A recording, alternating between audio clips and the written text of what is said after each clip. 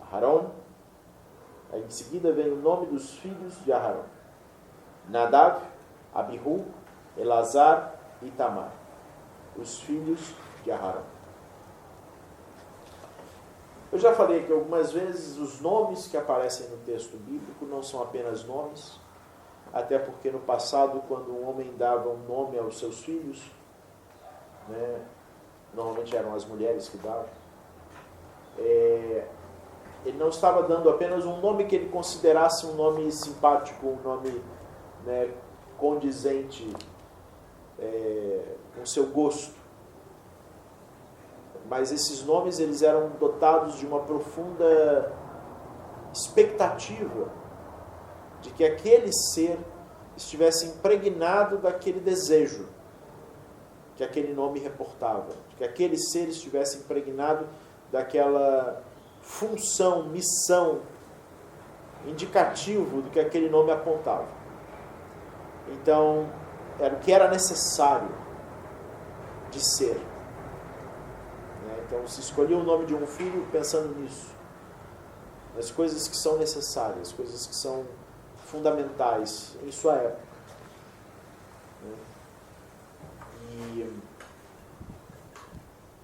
E nós estamos falando do que é fundamental e essencial para a celebração, porque os filhos de Aharon são os celebrantes, são os oficiantes, são aqueles que dirigiam os ritos dentro e fora da tenda do encontro. E o primeiro primogênito deles chamava-se Nadav.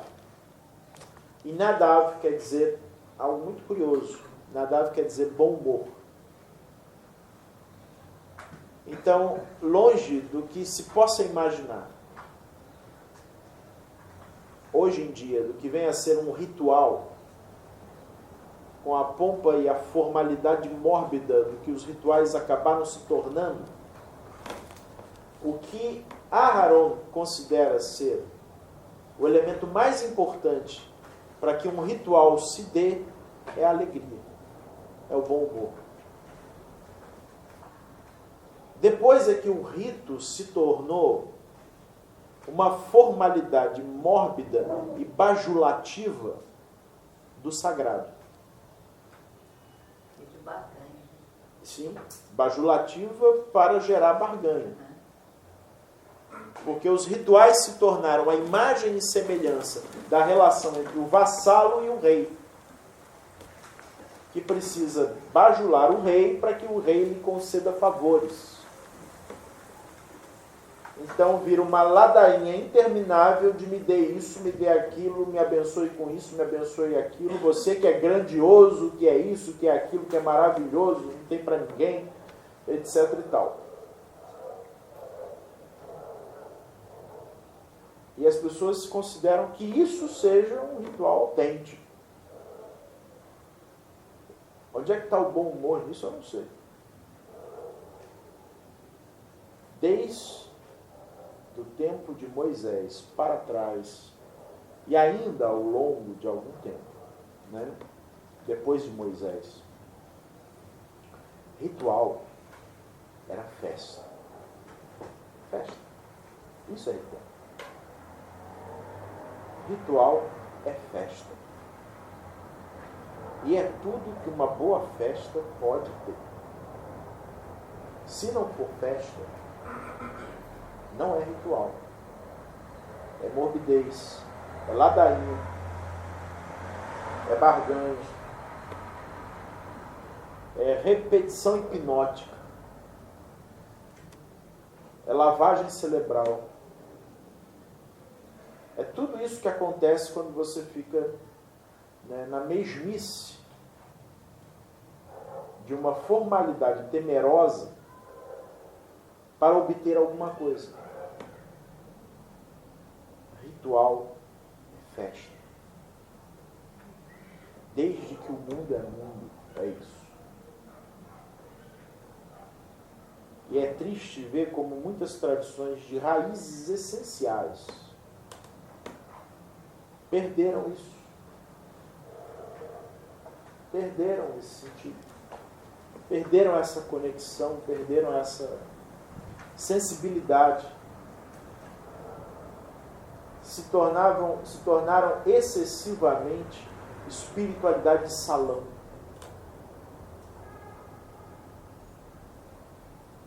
Perderam o extático, perderam o bom humor.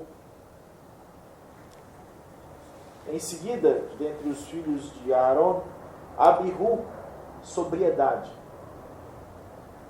Nadav, bom humor, e Abihu, sobriedade. É necessário a alegria, é necessário o humor, é necessário a espontaneidade, é necessário a celebração. Mas é igualmente necessário não perder a sobriedade diante disso. Né? Não perder a linha. Você pode sair da linha, você só não pode perdê-la. Né? Sair da linha é cabível, mas perder a linha não dá. Né? Então, sobriedade. É necessário ter sobriedade no rito. E o que é sobriedade? Sobriedade é a possibilidade de se estabelecer uma comunhão saudável entre a cultura da tradição e a cultura vigente. Isso é sobriedade. Existe uma cultura da tradição. Toda tradição traz em si uma cultura. E essa cultura, ela implica costumes, ela implica em comportamento, ela implica em uma estética, implica em uma ética. Mas existe uma cultura vigente, que é a cultura contemporânea. Conseguir o equilíbrio entre a cultura vigente e a cultura da tradição é a sobriedade.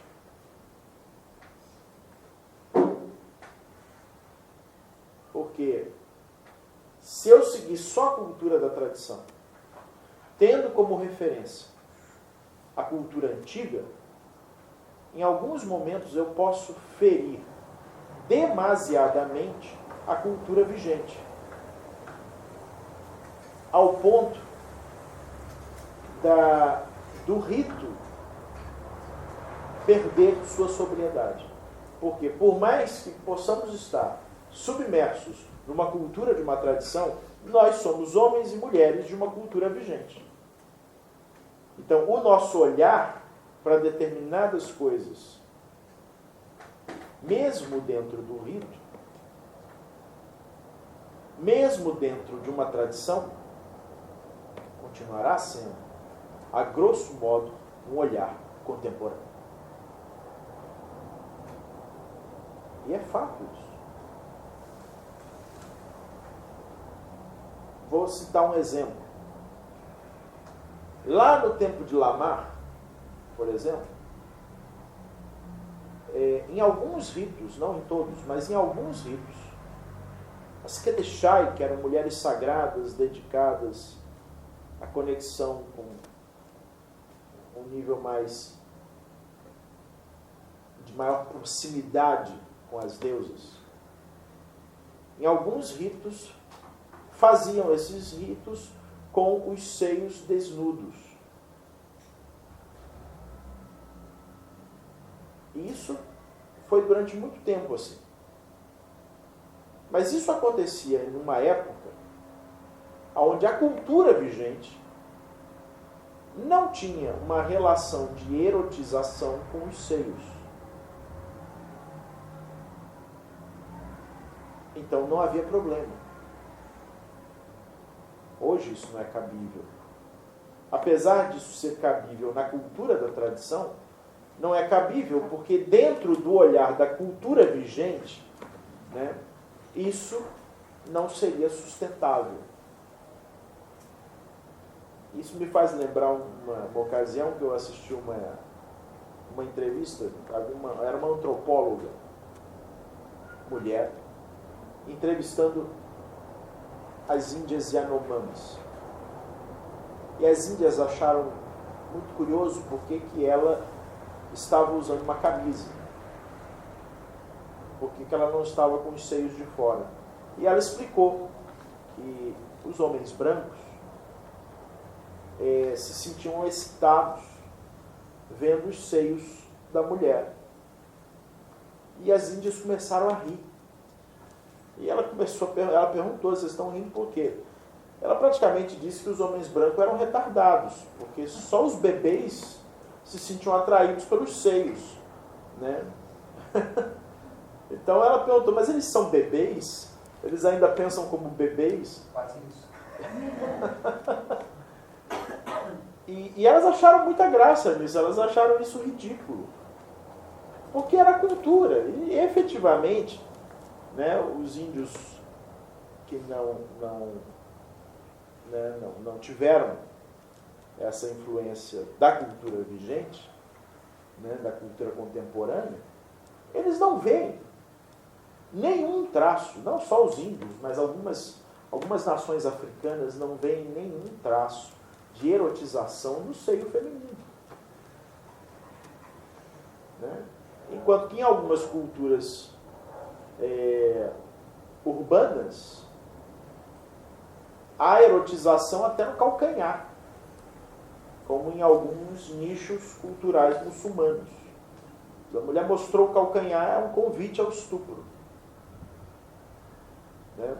Mostrou a mecha do cabelo, então é uma prostituta, praticamente. Então, a sobriedade é a gente conseguir estabelecer um equilíbrio saudável entre a cultura da tradição e a cultura vigente. Mas é claro, em muitos casos, para preservar algumas culturas da tradição, nós vamos ter que afrontar demasiadamente a cultura vigente. E aí não tem como se tornar politicamente correto o tempo todo. Aliás, a cultura do politicamente correto está destruindo o mundo. Né? E não tem como. Então, em alguns casos, em nome da preservação de valores tão intrínsecos da cultura da tradição, nós vamos nos tornar absolutamente amorais, imorais. Né? Não é nem amoral, é imoral. Né? Em relação à cultura vigente. Né? Mas aí, a cultura vigente que se trate. Elazar quer dizer ajuda de ela. O rito não é para ser a ajuda do fulano. Não é para ser a ajuda de quem está oficiando.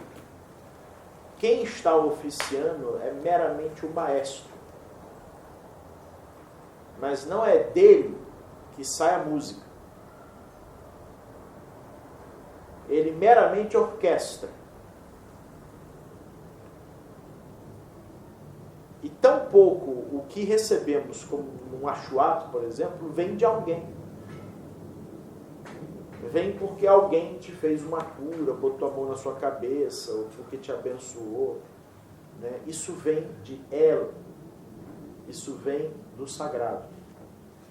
Então, não esqueça de manter o humor, manter a alegria. Não esqueça de manter a sobriedade. Não esqueça de quem está no comando dos ritos é o sagrado. Né? E Itamar, que quer dizer rodeado do mistério. E não esqueça que o rito é mistério. E ele não pode ser mensurado por qualquer elemento de medição da racionalidade comum. Então, nada de ficar dizendo o rito pegou, não pegou, decolou, não decolou, foi bom, foi ruim. Isso é ridículo. Isso é ridículo. O rito é mistério.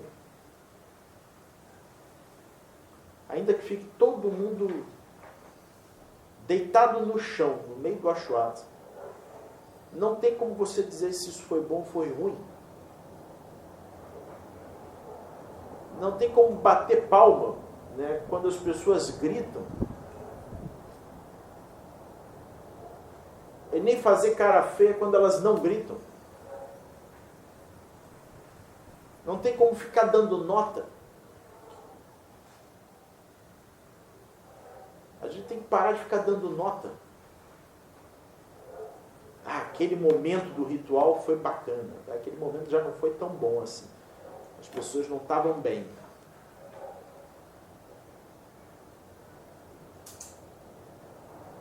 Que apresentação?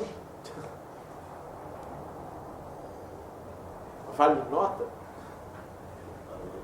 Show de calouros? Parar com isso.